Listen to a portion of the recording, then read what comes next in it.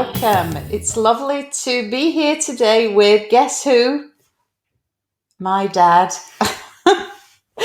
So anybody who's listened to me talk before about my history of moving and exercise will know that my dad had quite a lot to do with it. And so I thought I'd bring him along to talk about his journey through sport and exercise. And it's actually quite a long one because you're what now, 74? Yeah. So, hello, how are you today? Very well. Good. Had a nice walk. Yeah. Done with stretching. Yeah. So, yeah, we did that together and yesterday as well. And you know what intrigued me was the fact that you have finally, after all these years of me suggesting that, various holistic approaches to exercise might benefit you, you finally have grasped the nettle and really taken it and run with it, haven't you? Yeah, my prehistory in exercise has all been dynamic. So everything I did was dynamic, and to sort of look at a more passive aspect was in my opinion at that stage giving up. Very competitive. So there is an element of giving up. There's an element of accepting that as I'm doing less and less, it's because I'm less and less flexible.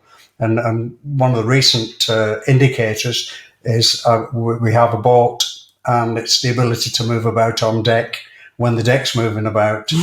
And I'm finding holding on more than moving about. So fundamental to that, I thought, was the ability to balance and the ability to stretch and flex and move from place to place rather than getting frozen. I can't jump from place to place anymore. And I think the acceptance of that has said, okay, there's got to be something else that can contribute, because I don't intend giving up on it. And I do intend to be safe out there. I've got Lorna, my wife, out there with me. I am totally responsible. If it hits the fan, then I've got to go on deck and I've got to sort it out, and I've got to be safe. Mm-hmm. You don't want to fall off and leave somebody behind who doesn't really know what they're doing. Yeah, so you got that. Yeah, exactly. Yeah, she could probably helm, but I don't know that she's a sailor. She can turn the engine on. That's the fail-safe. The engine doesn't turn on, we're both in serious trouble. Yeah. But that was the driver. That's a fundamental to lifestyle at the moment.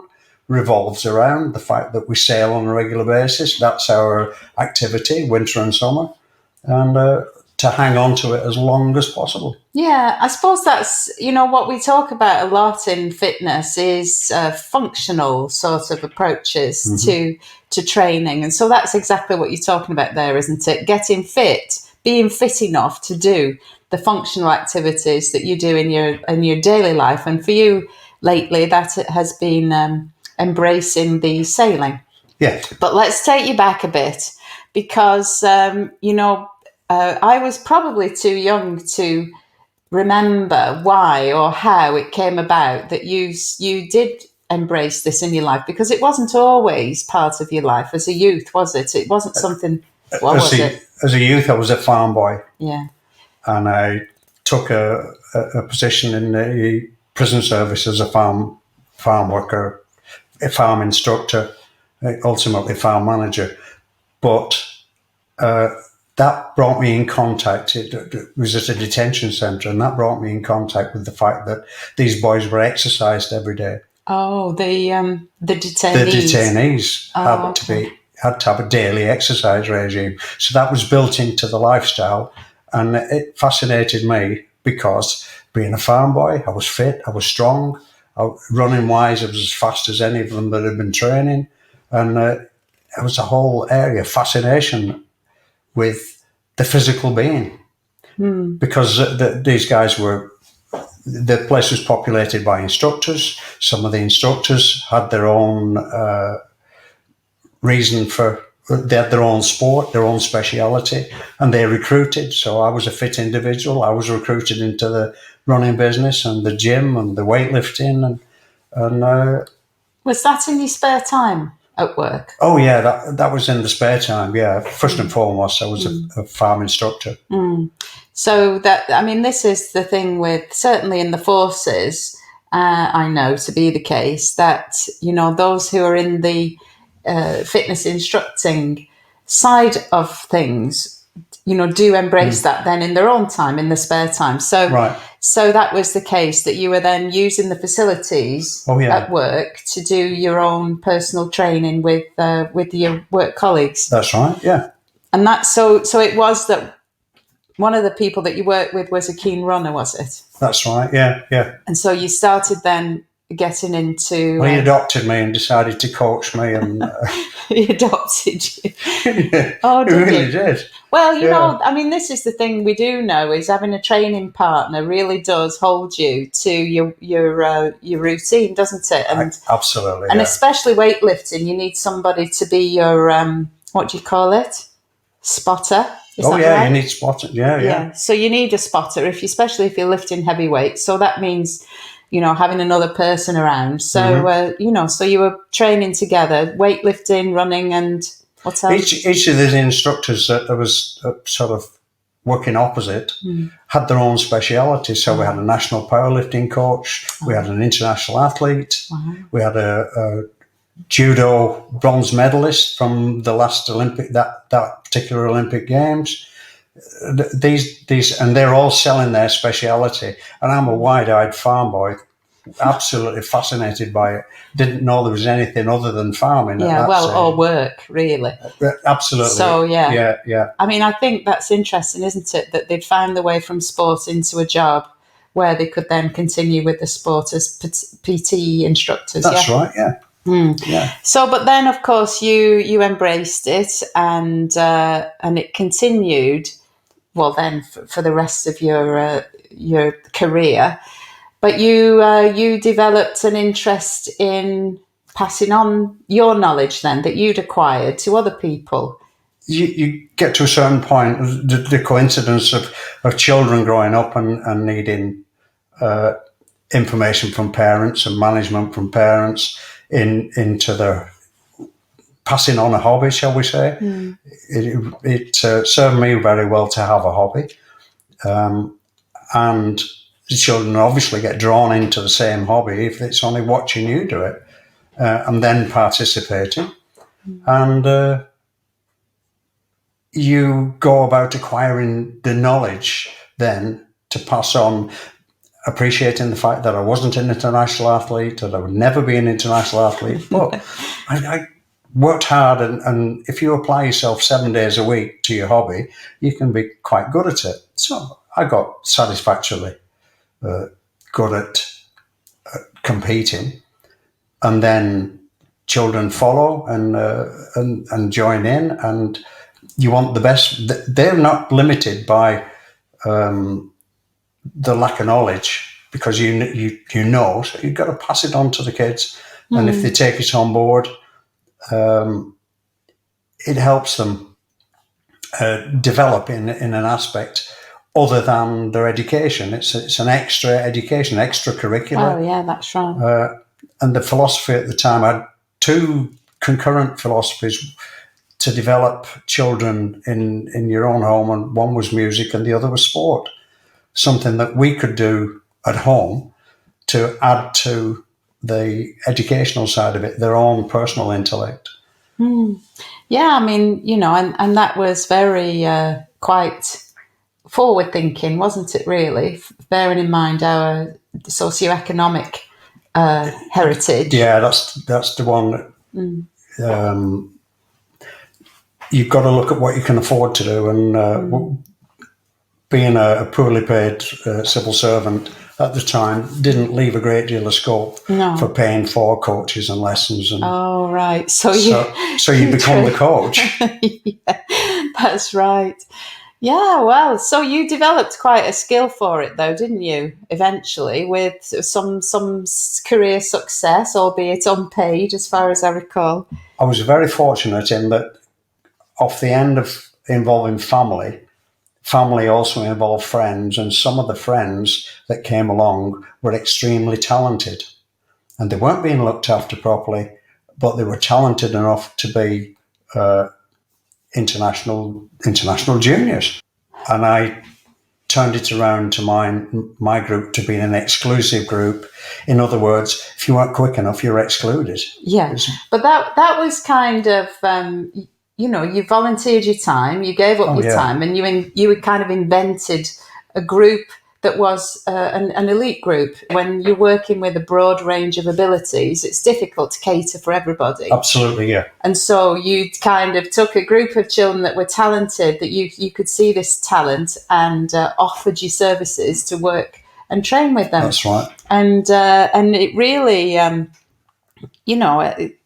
there's so much of grassroots sports relies on people's good nature to give up the time, to volunteer the time. Yep. And, for the most part, you're doing what you love, so you don't in any way you don't mind doing that, do you? No. It becomes an academic exercise, something that you think about all day and all night.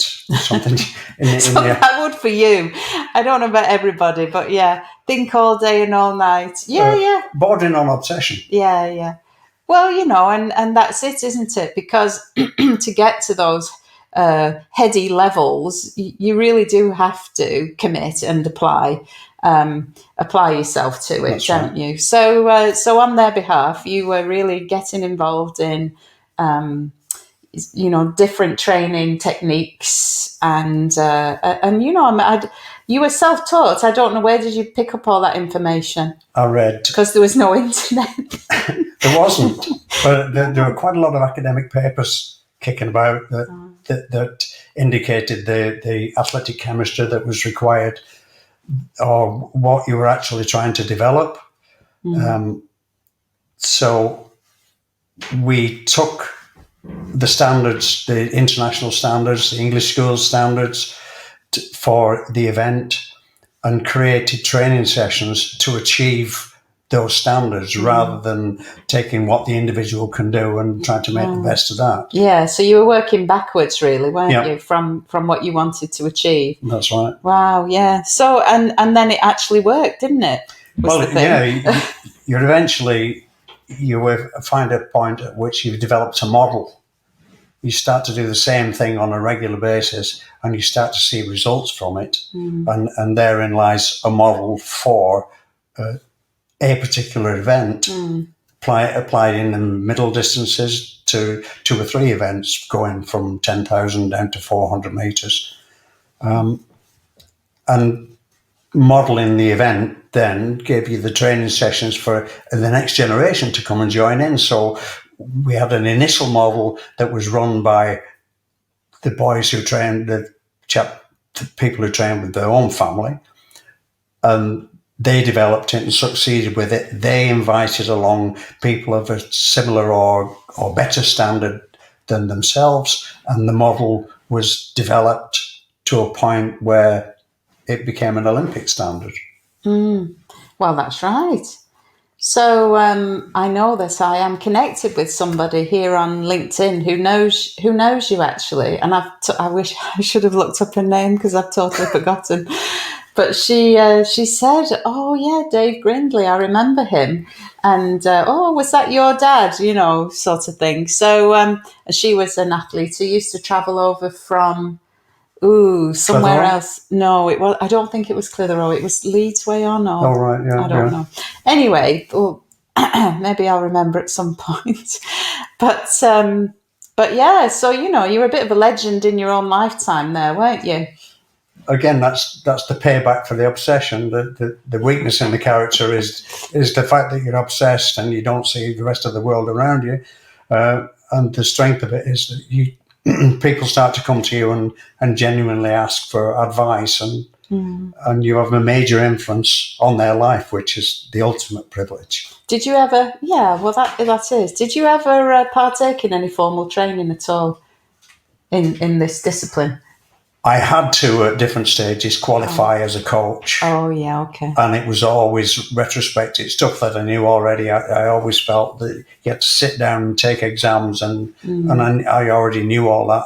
I was taking basic exams for coaching and coaching at Olympic standard at the same time. Oh, right.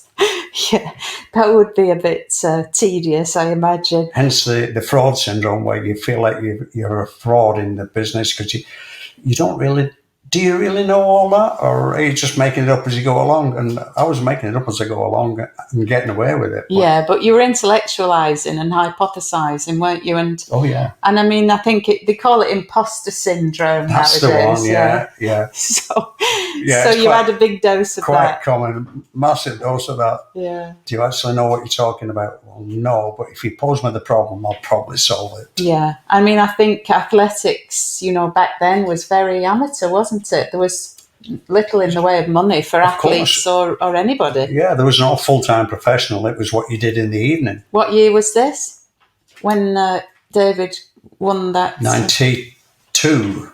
The 92 Olympics. The peak of the athletics side of it was 92, with David breaking the British record at the Barcelona Olympics. Right.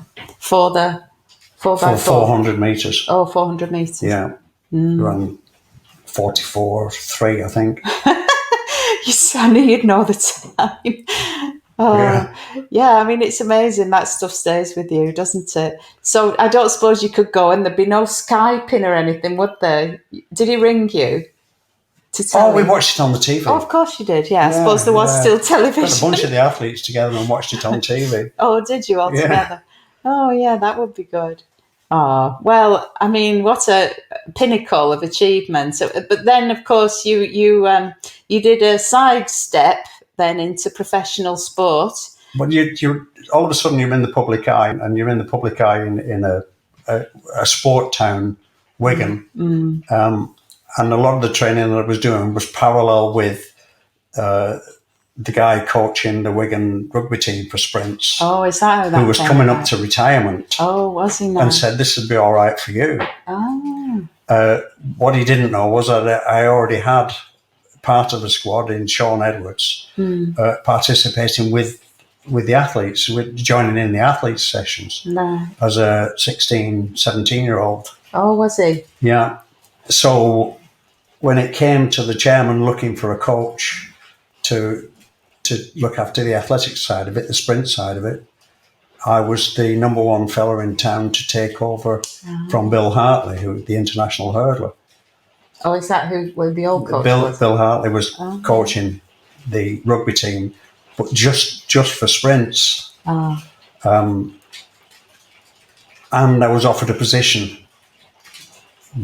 by the chairman with the brief that we want to play this game with athletes. So I'm coming to you as an athletics coach. Because they wanted to make them more athletic. Yeah, yeah. So they wanted rugby to become their team, and that's Rugby League, of course, Rugby League, in Wigan, to be more athletic. Probably less time in the pub, was it? Well, these were the things that were going into counter. The big boys were fat.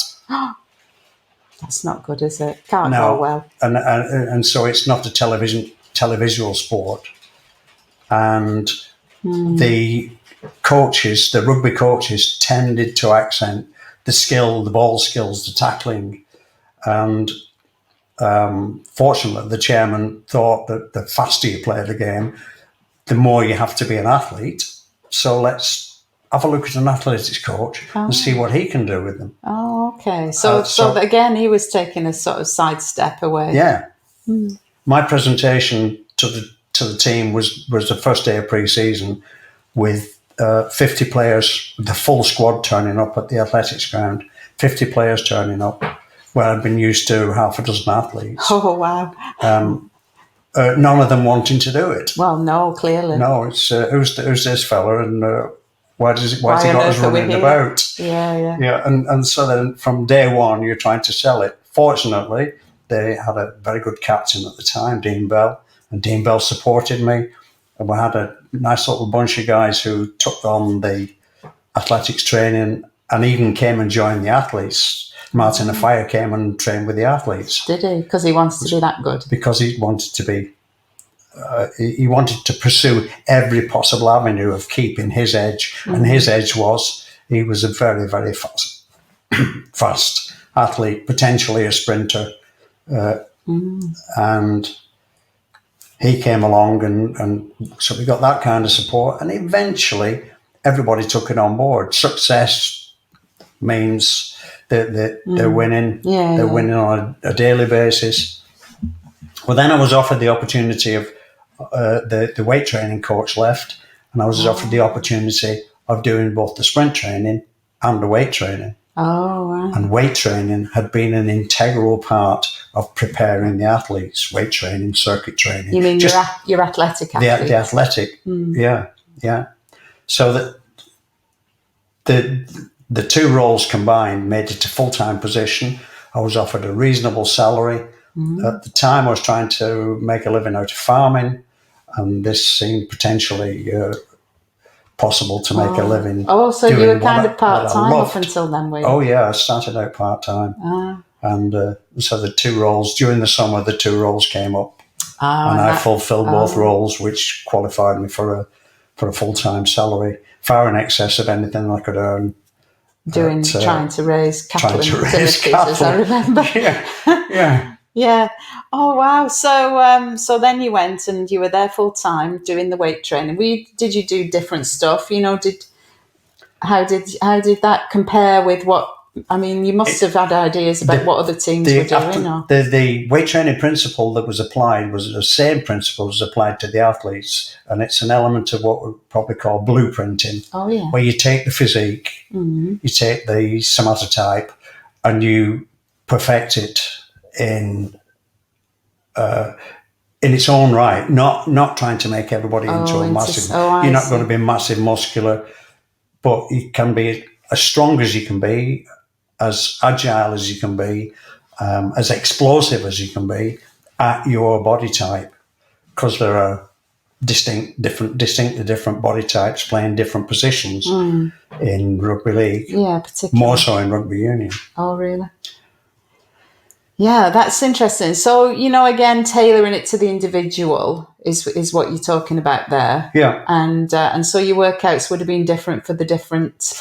No, I guess, no. The trick was, in the initial stages, to find commonality so that everybody could do the same thing and make the best of it in their own way. Yeah. It did turn around in the end to totally individual programs and individual weight programs.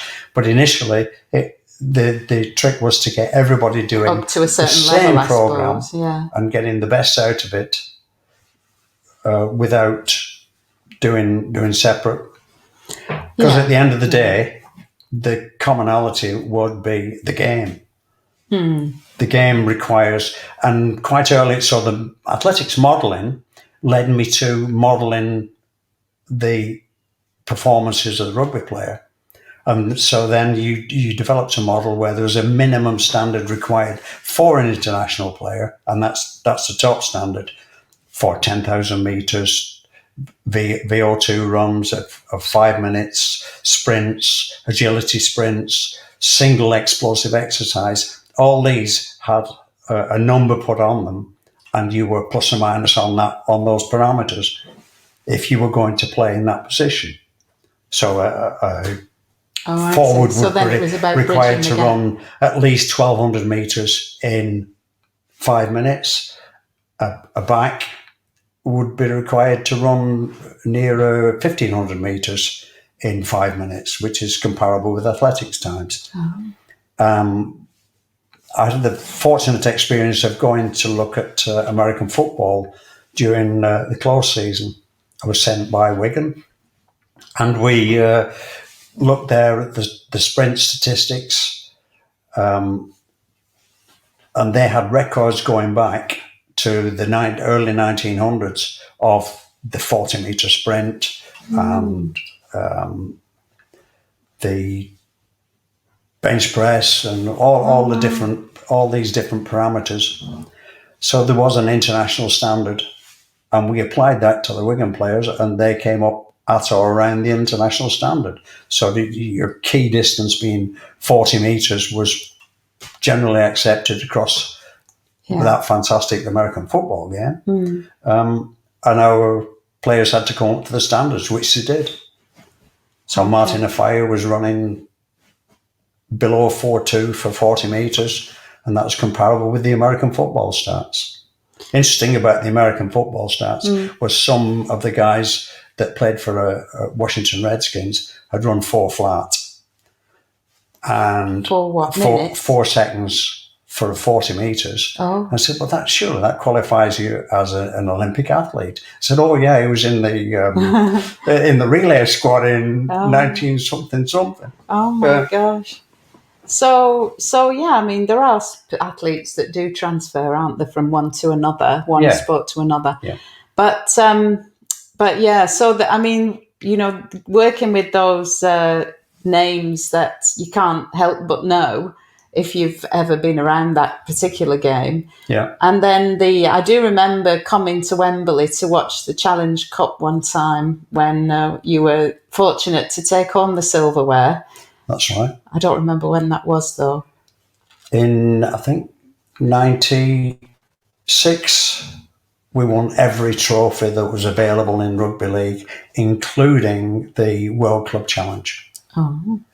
I think there was something in the region of 7 trophies on the table. I've got the photograph at home. Oh, yeah, with all those silverware. Yeah. But that was all the junior trophies. So our academy system was right at the top.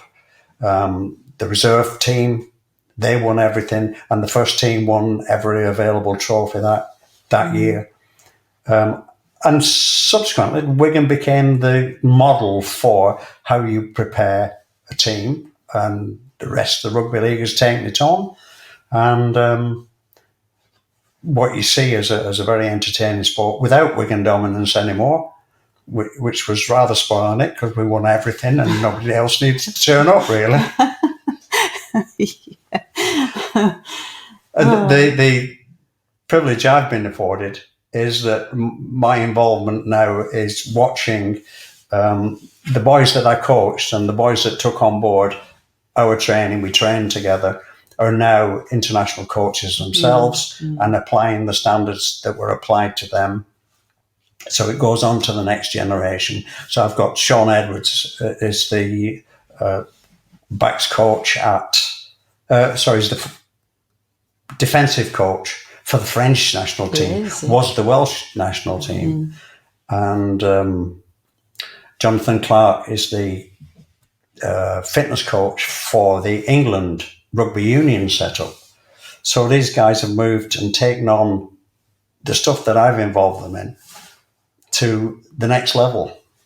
I've also got quite a number of guys from my era who are now coaching the local town teams. Yeah. The latest 2 being Salford and Lee in particular. Richard Marshall at Salford and John Duffy at Lee. They just qualified as international coaches or First Division Premiership coaches. And they were heavily involved with the athletics type training in their successful careers as players. So this cascade of knowledge and success without a single hardly qualification. I mean, that was the scary bit. That was, and I was going to. And the next generation have all been encouraged to. But you were so busy with the next bit. And that's what it seemed to be. I'd like to take the qualification, but I'd have to take a step back and stop doing what I'm doing. I'd also have to account for some of my more risky decisions, because there's a great deal of risk involved if you're going to push people to international standard. Yeah. So, not that I'm suggesting you should have had any, just that... I would have loved to. Well, I know what it would have been, the icing on the cake, I suppose. So now, in retirement, we, the Wigan came to an end. The journey with Wigan came to an end. Sadly, I think... sport and politics of sport. Part of that decision came. I had a hip problem, so I had a replacement hip, and immediately prior to that, with the difficulties I was having, I was finding that I couldn't join the sessions I couldn't run alongside the players in their endurance running. I couldn't participate in the gym to the same extent. And I'd spent my whole career Doing it at least alongside able them. to join Yeah, in. yeah. At the peak of my career at Wigan, I would take the apprentices out and run at 7 o'clock in the morning. You then go running with the first team at 10 o'clock. And at 6 or 7 o'clock at night, you would take out the reserve players. So you were actually running with groups 3 times a day. There were other things going on. But once you can't do that, once you can't be at the front and lead by example, then you question your own relevance. Well, that is a shame. But how old were you then? Do you remember? Late 50s, early 60s. Yeah, it's not. I had my going, new is hip it? at 61. Oh, yeah. And I think the year before I was coaching at Fylde. And the year before I was finding some sessions where we would go on the sand dunes and play and on the beach, because Fylde is Lytham St Helens. And that's your best training facility that anybody could ever wish for. Running sand. Is beach and sand. If you want to get tired legs. And seawater. Running the sand. Oh, yeah. What are you doing in the sea? Recovering? Were you running in the sea? Running, resistance in the sea, walking in the sea. I did quite a bit of remedial work for people with leg issues, going into the sea, using the sea to cool off, but also using the sea as resistance. You've got a big, flat, safe beach there, and you can go in and I think you might have invented quite a bit of this stuff, because it is all the rage now, cold water, cryotherapy after you game. Because they used to get into a hot bath. Oh, yeah, absolutely. After the rugby, and now they're all in the hot bath, and now perhaps they're all jumping in a cold bath. It's ice baths now. That's it. That was something that I saw at Washington Redskins. I went to Washington Redskins in '96 to study what they were doing. And after all their major training sessions, sprints or heavy lifting, they would then immerse themselves in an ice bath. They had purpose-built stainless steel ice baths with agitators in to stop it freezing warming. Over. Stop it warming around your skin so that it was in constantly in the cold. Oh, my God. You couldn't warm that little bit of water near to you. Right. It got washed away. Oh, gosh. But they had all this beautiful purpose-built equipment. And so we came back and Wigan, we managed to do the same thing, but with either baths in the old changing room or wheelie bins, immersing people in wheelie bins. Nice. With ice. Yeah. And, no expense spared then. And it's a system that is proven to work. Yeah, definitely. If you get somebody like Paula Radcliffe taking an ice bath after a long run, then it works. It definitely works. Yeah.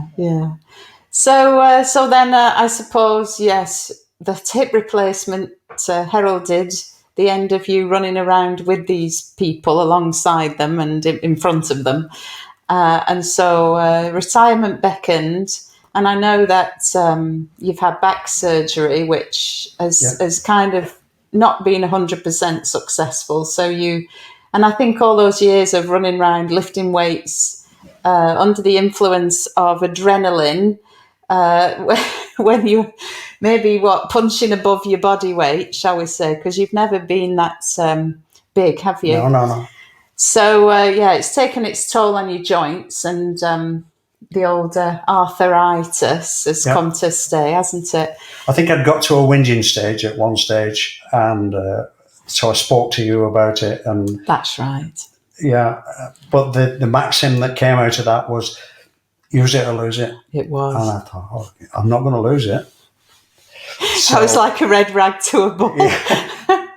So we've since been using all that athletics knowledge and all that academic intellect, principles of training, to apply it to the things that become important. As you come into retirement, you suddenly realise that you've got a wife sat at home, and turned out she was the perfect training partner. So having retired from lots and lots of boys to train with, I now had one one partner Yeah. who turned out to be more than adequate and quite demanding in terms of, you've got to do some good stuff. Yeah. If you're going to train me, Keep her you interested. better be good. Yeah. So you had to pull it out of the bag one more time. So the reward was that you got a partnership. You've got a training partner, you've got a partnership, and in the slowing down period of your life, you've got somebody, you're interreliant, the two of you. You become, my wife says, the two of us together make one good one. That's right, she does. Yeah, between the two of you, there's one good one. Yeah, that's it. Yeah, she does say that. So It's now true. we've settled on that, and we found. I went to the seaside and found that I could still compete, and I got involved with the local club and learned to dinghy sail. Subsequent to dinghy sailing, you fancy a bigger boat. Mainly because it gets really hard to be in such a small dinghy space. A couple of years ago, I dislocated my elbow, and that meant that my dinghy sailing was called into question. Oh yeah, I forgot because I couldn't get back in the boat. Safely. What you mean is when you fell into the sea. Well, you do capsize if you're trying. So then you couldn't climb back in. Yeah, that's going to get in the way. So having questioned the fact that, are you really safe out there? No, you're reliant on somebody else. Okay, let's do something else. So then the bigger boat came along. I managed to get Lorna experienced enough without scaring her off. And we did have one or two. She did say she would never step on board that thing, didn't she? No, yeah. Well, that's me being me, and giving up. Well, so I'm this weekend I was very impressed with your interpretation of my suggestion to do and some guidance to do some stretching. And so, like, as is invariably the case, you've taken it and turned it into something that is yours and yours alone. I think I might have said that you've just invented yoga, which if only you'd ever watched a video, you might have known. But anyway, that's fine, because you have added some bits that are not yoga, and you're enjoying it, aren't you? And what did you say? You said something about taking it slow, coordinating with the breath, and that when you went back to doing some strength training, you hadn't lost any. This has been the remarkable thing. Lockdown has been a boon to me in that I had to change my training. I was fortunate that I saw one of Philippa's sessions. My grandson put it on our TV for us, and we did a session in the house, which I've never done before. Yeah, and became aware of the principles of slow, controlled exercise, where I spent my whole life trying to punch things and be dynamic and explosive.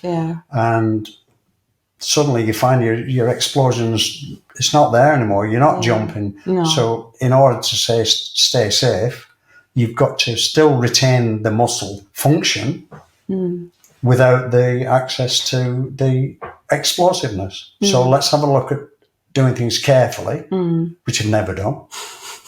And it's an interesting area. It's somewhere you've never been. Yeah, well, it's good, isn't it, to go somewhere you've never been when you're at 74, nearly 75. I mean, that's a revelation, isn't it? Yeah.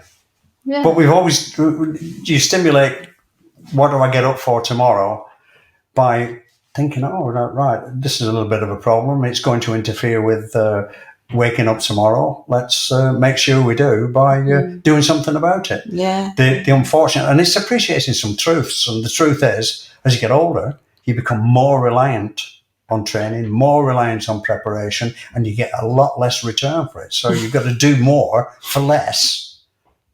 Yeah. But you can carry on doing what you want to do. When I want to do something, I can do it because you train for it, essentially. Previously, I could spend 10 minutes getting fit and then spend the rest of the day beating myself up.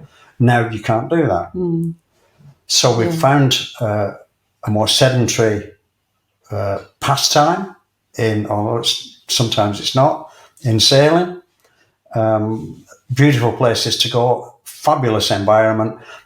The two things that coincide now is when you're doing slow, careful breathing type exercises, it calms you and it slows you down, and you appreciate that gentle space. When you get out there on a boat and things are going right, you've got space, you've got a beautiful environment, and it's gentle. You can't rush anywhere because you'd have to get off to rush. The boat's going at 5 knots, and that's it. You're going to get there when 5 knots has played itself out. So, but the other thing is, when it's all going a bit wrong, you need a calm, cool head, don't you? Otherwise, absolutely, yeah. Yeah. So that helps with that, and I mean, I think it's lovely to hear that you've had this journey of activity, which you have. And you're still on it, and you'll be on it now, forevermore. It's just that it changes, it shifts, but as you said, it's more important now than ever it was before, to that life insurance policy that you never actually paid for. so that's what you're doing, isn't it? Now with that, sure, yeah. A little bit of when you come to a fork in the road, take it. So you don't know which direction you're going to. There's never been a master plan. It's all a process of evolution. Very, very exciting. Some of it really scary. And a feeling of accomplishment. Especially when you watch the next generation, and you look at the grandchildren, and their different approaches. One soaking up information, and the other just totally knowing everything. He knows everything already. Yeah, but that's fair dues. You just got to support it. Well, and I mean, to be honest, what with the internet, you pretty much can know everything that you want to know. Should you wish to Google it. Yeah. Anyway, on that note, I'm going to call time and say thank you very much for your time, and I'm sure this is going to generate some interest. So please let us know. If you ever knew this fellow, if you want to know where he is, let me know. And thank you. Take care. Have a fabulous rest of your lifetime. I'll see you on the other side. Thank you very much, Milton.